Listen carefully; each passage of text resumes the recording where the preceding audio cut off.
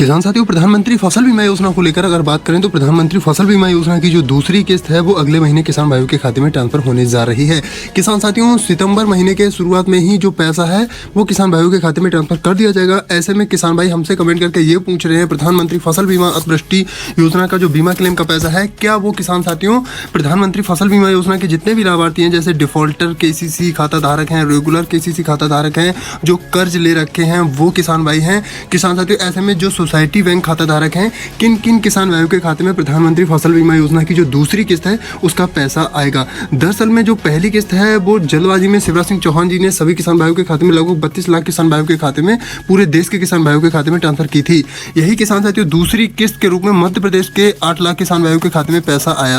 आएगा। मतलब दूसरी किस्त जो ट्रांसफर होगी सितंबर महीने में, उसमें से किसान भाइयों के खाते में 8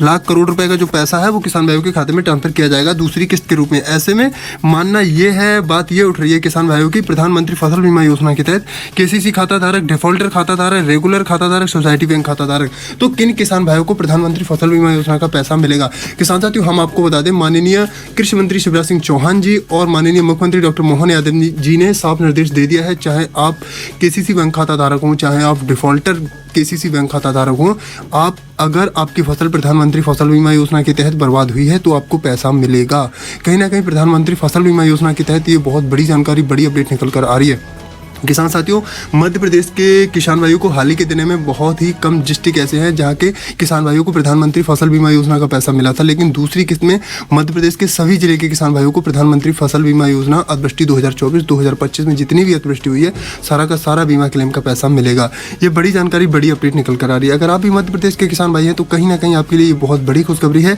कि आपके खाते में प्रधानमंत्री फसल बीमा योजना का जो पैसा है वो दूसरी किस्त के रूप में डॉक्टर मोहन यादव जी के द्वारा सिंगल क्लिक के माध्यम से सभी किसान भाइयों के खाते में ट्रांसफर किया जाएगा। चाहे आप सोसाइटी बैंक खाता धारक हों, चाहे आप केसीसी बैंक खाता धारक हों, चाहे किसान साथियों आप रेगुलर खाता धारक हों, केवल आपकी फसल बर्बाद हुई है और आपकी जो